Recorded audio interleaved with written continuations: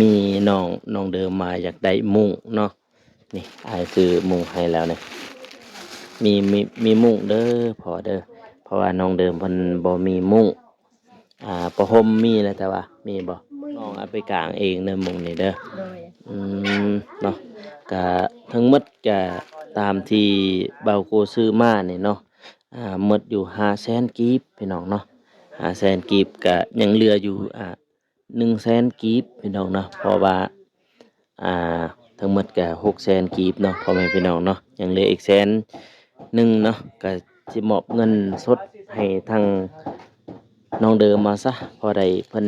ซื้อแนวอยู่แนวกินอันใดที่ว่าบ่ทวงบ่ทันก็เพิ่นได้จกได้จ่ายเนาะพี่น้องเนาะใจเด้อไอ้โกโดยใจหลายเพราะว่าเป็นเงินอันทางพ่อวันเพิ่นอยู่ต่างประเทศอยู่ประเทศไทยเนาะจากนครพนมเนาะ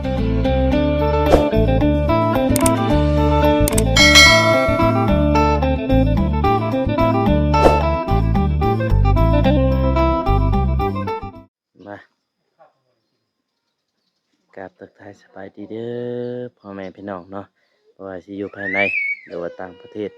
ก็ยินดีต้อนรับเข้าสู่ช่องบ่าวโกชนบทสปปลาวเด้อพ่อแม่พี่น้องเอ้ยมามื้อนี้ก็อ่าก็ยินดีต้อนรับเนาะวันมื้ออื่นก็เป็นวันงานหรือว่าวันดีเนาะที่น้องเดิมสิได้ขึ้นเฮือนใหม่เนาะพ่อแม่พี่น้องเนาะตัวเพราะว่าก็ดนแล้วเนาะที่ว่าเขาเฮ็ดแล้วก็เกี่ยมขึ้นเนาะเพราะว่ามื้อนี้เบาเตียงเพิ่นเดินทางมากับมื้ออื่นเกี่ยมขึ้นเนาะมื้อวันจันทร์พี่น้องเอ้ยเบาโกก็มีแนวฝากแนวต้อนเนาะแต่ว่าทางผู้ใหญ่เพิ่นให้เบาโกเป็นสะพานบุญเนาะซื้อเครื่องให้น้องเดิมไปว่ามันมีหยังแหน่แล้วก็เบิดราคาเท่าไรเอาไปให้เพิ่นรับรู้เนาะพี่น้องเนาะไปเดี๋ยวเราไปเบิ่งกันเลยมาบาดนี้พี่น้องเนาะเปิดภาพมาก็ฮอดบ้านน้องเดิมแล้วพี่น้องเอ้ยพี่เห็นบ่นี่แหละเฮือนหลังใหม่งามบ่เป็นจะได้ทุกคนมางามบ่เนาะปาดต่อการนั่งชมแซวกันอยู่ลุมแล้วพี่น้องเอ้ยอืมก็เรียบร้อยเบิดลูกติงก็เรียบร้อยแต่ว่าบ่เจ็บนี่บ่เห็นเพิ่นมาเนาะมาทาสีอันนี้นี่สีบ่ลูกติงหั่นหาวพนักผู้ใหญ่ใจบุญเพิ่นมอบเงินให้เบาเจ็บเนาะให้ซื้อสีมาทาบ่เห็นเพิ่นมาพี่น้องเอ้ยบ่ฮู้ว่าเพิ่นไปทางใดปาดโตนี่ๆ ก็ถือว่าสำเร็จเสร็จสิ้นเนาะง่ายๆก็คือมื้ออนเกี่ยมขึ้นแล้วเนาะพี่น้องเนาะบ้านน้องเดิมหลังใหม่เนาะเพราะว่ามื้อนี้บ่าวเตียงเพิ่นก็เดินทางมาจากสวรรณเขตนั่นแหละเนาะพี่น้องเนาะเพิ่นก็จะมาขึ้นเฮือนน้องเดิมพี่น้องเอ้ยกับน้องเด่นเนาะเพอเพิ่นเป็นผู้สร้างผู้สาเนาะง่ายๆก็ถ้าว่าบ่มีเพิ่น เฮือนน้องเดิมแล้วก็ทีมงานเฮาก็จะบ่ได้แจ้งเกิดเนาะจะบ่ได้มาถึงจุดนี้เนาะพี่น้องเนาะอ่าไปเดี๋ยวเฮาก่อนสิขึ้นเฮือนก็เบากูก็มีน้ำจิตน้ำใจเนาะอ่าซื้อเครื่องให้น้องเดิมหรือว่าเป็นเงินเนี่ยก็ทางพ่อใหญ่เพิ่นเนาะจากพ่อวันเนาะพี่น้องเนาะจากนครพนมไปเดี๋ยวเราไปเพราะว่าเครื่องเบากูก็เอาไปปะอยู่บอนนอกนั่งหั่นแหละพี่น้องเอ้ยจะมีหยังแหน่แล้วก็หมดราคาเท่าใดไปสรุปนำกันไปรับรู้นำกันเลยพี่น้องเนาะเพราะว่าพอเพิ่นฝากมาให้1,000 บาทเนาะพี่น้องเนาะ1,000 บาทก็ถือเงินกีบเงินลาวเฮาก็600,000กีบเนาะพ่อแม่พี่น้องเนาะไปเดี๋ยวเราไปทักทายกันเลยนี่พี่น้องเฮาก็มาฮอดจอดเทิงกันเนาะพี่น้องเนาะสบายดีเด้อไอ้โกโดยสบายดีเด้อคุณยาย ใจบุญทุกทานสบายดีเอฟซีทั้งไทยทั้งลาวต่างประเทศหรืออยู่ในบ้านสบายดีเบิดสุขคนเด้อสบายดีโดยแล้วก็น้องเด่นเนาะมื้อนี้ก็ดีอกดีใจเด้มาแสดงความยินดีทั้งกับน้องสองคนเนาะพี่น้องเนาะก็บ่มีหยังมากมายพี่น้องเอ้ยก็ทั้งเบาโกก็เป็นสะพานบุญเนาะสะพานบุญทั้งพ่อวันเพิ่นเนาะเพราะว่าเพิ่นฝากเงินจำนวนหนึ่งเนาะประมาณ1,000 บาทเนาะทั้งเงินไทยเนาะพี่น้องเนาะเพิ่นฝากให้เบากูเป็นสะพานบุญมาซื้อเครื่องในงานขึ้นเฮือนน้องเดิมเนาะพ่อแม่พี่น้องเนาะเพิ่นก็อยู่ไกลพุ่นแหละอยู่ประเทศไทยพอวันเนาะอืมมีน้องเดิมมาอยากได้มุ้งเนาะนี่อายซื้อมุ้งให้แล้วเนี่ยมีมุ้งเด้อพอเด้อเพราะว่าน้องเดิมเพิ่นบ่มีมุ้งประหมมีแล้วแต่ว่ามีบ่อืมประหมมีแล้วมันมุ้งหันมีแต่ด่างเดียวเนาะอืมด่างเดียวก็เลยอ่าก็เลยซื้อมาซองเลยซะซื้อมาให้น้องเดิมแน่แล้วก็น้องเด่นแน่ซื้อมา2 อันเลยแล้วก็มีผ้าเช็ดตีนพี่น้องเอ้ยที่บ่าวโคถือเนาะนี่ผือเบิ่งลองผือเบิ่งกว้างเติบเด้นี่เติบเด้พุ่นน่ะที่ผ้าเช็ดตีนพี่น้องเอ้ยผ้าเช็ดตีนเนาะทั้งหมดก็3ผืนหนึ่งผืนละ20,000เนาะพี่น้องเนาะนี่ก็ได้3ผืนก็60นี่ตัวอันนี้ก็1,800,000บ่เขาก็ลง1,800,000นี่แหละประมาณนั้นแหละพี่น้องเอ้ยแล้วก็มีแผ่อาบน้ำแผ่เช็ดโตวง่ายเนาะนี่แผ่เช็ดโตวเลือกเอาเลยน้องเดิมจะเอาตัวใดน้องเด่นจะเอาสีใดเลือกเอาเลย เอาบัดนี้แล้วก็มุ้งมาในพวกน้องเอาไปกางเองเด้อมุ้งนี่เด้อโดยอืเนาะก็ทั้งหมดจะตามที่เบาโกซื้อมานี่เนาะหมดอยู่500,000กีบพี่น้องเนาะ500,000กีบก็ยังเหลืออยู่100,000กีบพี่น้องเนาะเพราะว่าอ่าทั้งหมดก็600,000กีบเนาะพ่อแม่พี่น้องเนาะยังเหลืออีก100,000เนาะก็สิมอบเงินสดให้ทางน้องเดิมมาซะพอได้เพิ่นถือแนวอยู่แนวกินอันใดที่ว่าบ่ทวงบ่ทันก็เพิ่นได้จกได้จ่ายเนาะพี่น้องเนาะเพราะว่ายังเหลือ100,000พี่น้องเอ้ยก็อยากให้น้องเพิ่นสิซื้อหยัง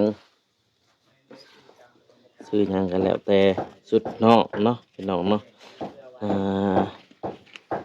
บัดนี้เบาโกก็สิมอบจังซี่เลยเนาะพ่อแม่พี่น้องเนาะขอบใจเด้อไอโกโดยใจหลายเพราะว่าเป็นเงินนั้นทาง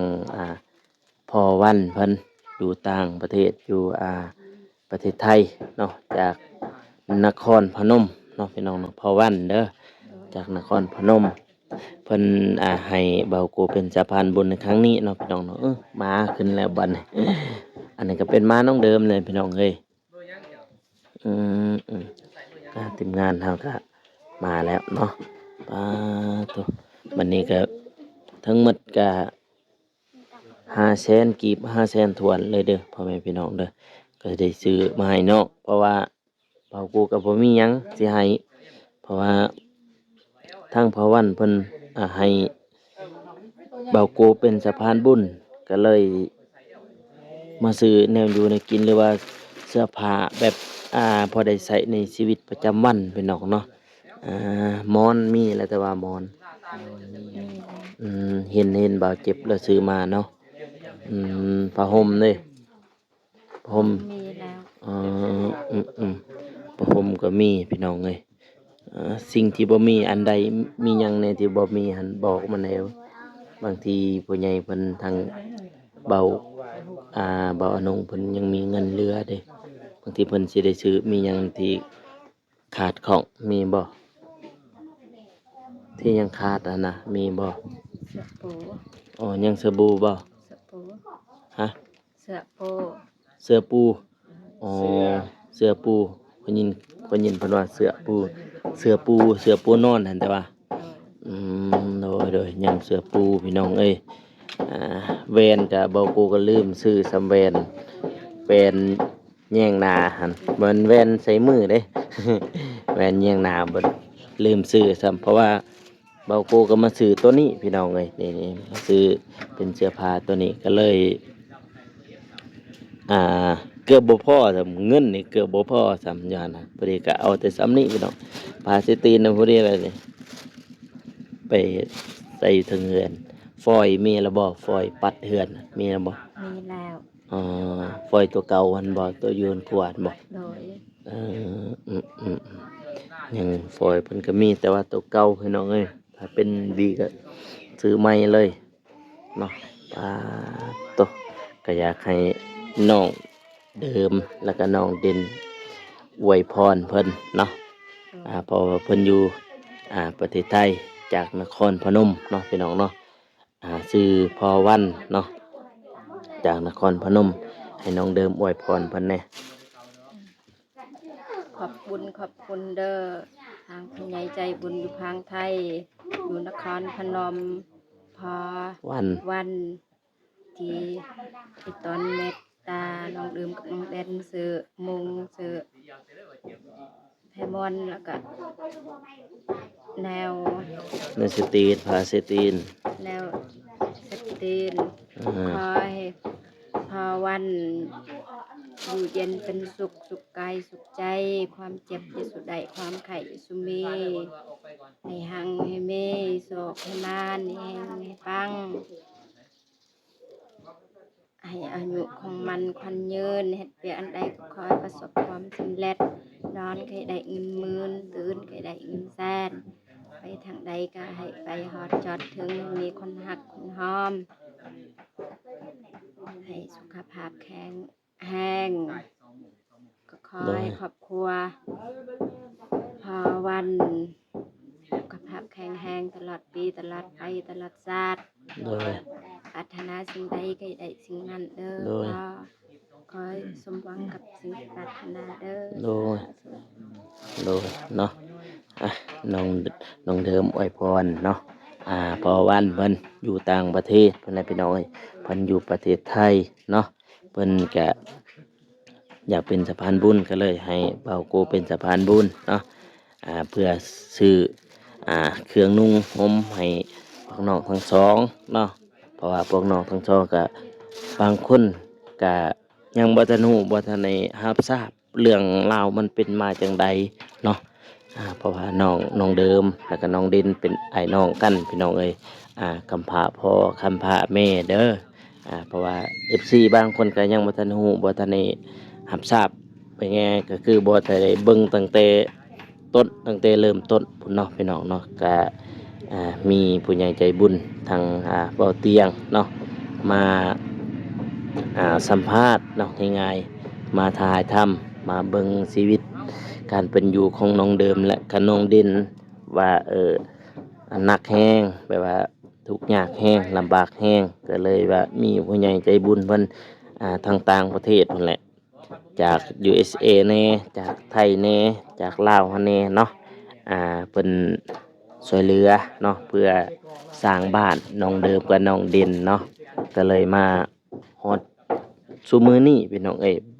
เพราะว่าน้องเดิมก็ว่าอยากได้บ้านหรือว่าเฮือนใหม่ผู้ใหญ่ใจบุญเพิ่นก็รวมเงินรวมคำช่วยเหลือน้องเนาะก็ได้หลังบักใหญ่จังซี่นี่ทั้งหมดก็ประมาณความกว้างและความยาว5x6เด้อพ่อแม่พี่น้องเด้อเป็นเฮือนโมเดิร์นเนาะแล้วก็รวมราคาทั้งหมดเฮ็ดเฮือนนี่ก็ยังสรุปบ่ทันได้พี่น้องเอ้ยเพราะว่าทางนั้นก็เป็นทางของบ่าวจิบเนาะพี่น้องเนาะว่าเพิ่นสิสรุปทั้งหมดเท่าใดเฮาก็ยังบ่ทันได้ฮู้พี่น้องเอ้ยก็มื้อนี้มาฮอดมื้อนี้นะตั้งแต่เริ่มต้นก็จะฮอดมื้อสันวันดีเนาะพี่น้องเนาะวันงามเนาะก็น้องทั้งสองก็สิได้ขึ้นเฮือนใหม่เนาะ เพราะว่าเขาเจ้าเฮ็ดเสร็จชิ้นเรียบร้อยเพราะว่าน้องเดิมก็อยากขึ้นตั้งแต่วันศุกร์พุ่นแหละพี่น้องเอ้ยแต่บ่ทันเนาะเพราะว่าบ่เตียงเพิ่นก็บ่ทันได้มาเนาะก็จังไดก็ให้บ่เตียงเพิ่นเห็นนำรับรู้นำให้ผู้ใหญ่ทางเพิ่นรับทราบนำได้เห็นนำเนาะว่าเขาสิขึ้นมื้อใดจำเป็นต้องได้ขึ้นมื้อวันจันทร์พี่น้องเอ้ยซึ่งว่าเป็นมื้ออื่นเนาะวันจันทร์วันที่อ่า19เนาะวันจันทร์ที่19เดือน5ปี2025เด้อพ่อแม่พี่น้องเนาะตัวบัดนี้อยากให้น้องเด่นอีกอวยพรทางพ่อใหญ่เพิ่นทางพ่อวันจากนครพนมเนาะขอบคุณหลายๆเด้อทางพอวันจากนครพนมเด้อที่สื่อมุ่งแล้วก็แพร่แล้วก็แพร่ซิตี้ให้น้องเดิมกับน้องเรียนได้ใช้เนาะก็ขอขอบคุณเนาะขออวยพรให้พอวันสุขภาพแข็งแรงความเจ็บอย่าได้ความไข้อย่ามีปรารถนาสิ่งใดก็ขอให้ได้สิ่งนั้นให้สมดังปรารถนาว่าจะเฮ็ดเวียกการงานอันใดขอให้ประสบผลสำเร็จให้ราบรื่นความเจ็บอย่าได้ความไข้อย่ามีให้ครอบครัวทางพ่อวันและพี่ๆน้องๆขออยู่เย็นเป็นสุขกายสุขใจตลอดปีตลอดไปเนาะเพราะว่าจะFC หรือว่าทีมงานเบาโคก็ขออวยพรให้สุขภาพแข็งแรงความเจ็บอย่าได้ความไข้อย่ามีเด้อสาธุ โอ้ยเนาะน้องทั้งสองเพิ่นก็อวยพรพ่อเนาะพ่อแม่พี่น้องเนาะก็บัดนี้ก็ที่เบ้ากูเลยเด้บัดนี้เนาะพี่น้องเนาะก็สิอวยพรให้พ่อเพิ่นพ่อวันเนาะจงมีสุขภาพแข็งแรงเนาะความเจ็บอย่าได้ความไข้อย่าสุมีเนาะปรารถนาสิ่งใดก็ขอให้ได้สิ่งนั้นให้ได้ดังสมปรารถนาเนาะให้ครอบครัวพ่อจงมีแต่ความสุขความเจริญเนาะบ่าวกูก็อวยพรบ่อยากเป็นปานใดพี่น้องเอ้ย